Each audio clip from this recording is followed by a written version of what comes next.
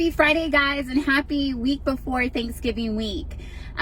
One of the ladies mentioned last week distractions in her message, and immediately I go, yup.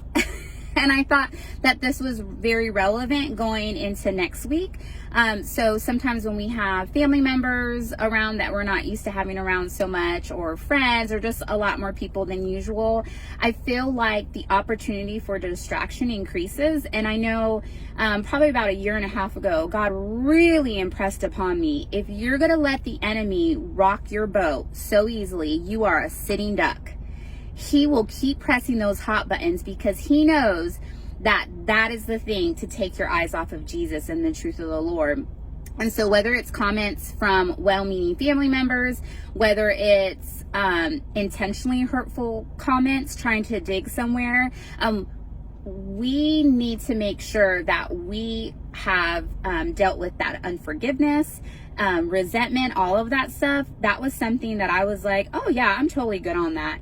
And I listened to one of Emily Preston's podcasts on unforgiveness, and I actually kept scrolling by it because I was like, oh yeah, don't need to listen to that one. And eventually Holy Spirit convinced me to listen to it, and I just cried because it was just so powerful, and I was able to uncover some roots of unforgiveness. And that's just, it doesn't belong in us. Just like we speak against sickness and disease, and cancer doesn't belong in our body, guess what? Resentment doesn't either. It's just as deadly, and it doesn't belong there.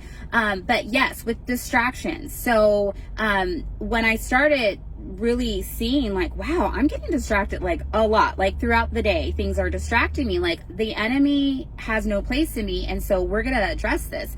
I started to tell my husband, when I start talking about something that is clearly a distraction, I want you to go, distraction. And very willingly he did.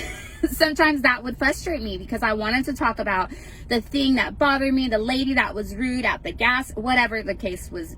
But as he started to address this with me, and I also started just addressing this with myself and catching myself, I exercised that muscle. And although I still have to be very intentional, renew my mind daily, and resist that temptation to be distracted, offended, get my feelings hurt, all of that, the remedy is always the same. Keep our eyes on Jesus. Keep our eyes on Jesus. It doesn't matter what Aunt Sally said. It doesn't matter what the family member is perceiving about our child or about ourselves or anything, if we keep our eyes on Jesus. And in fact, God helped me change my heart of offense into a heart of compassion.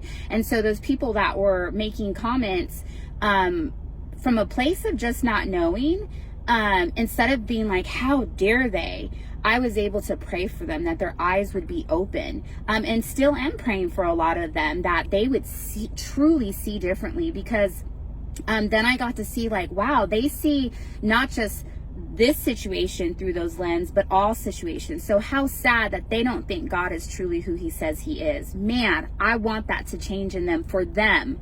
Not just so they quit making these silly, annoying, aggravating comments, right? So let's just address distractions. When it comes along, see it as a trap. There's one enemy. It's never a person. It's always the devil. And he's the one who's using people's mouths to say things to distract us, or to do little hurtful things or big hurtful things. It doesn't matter. The answer is always the same. Jesus, Jesus, Jesus. So I hope you guys have a beautiful weekend and a happy Thanksgiving. Bye.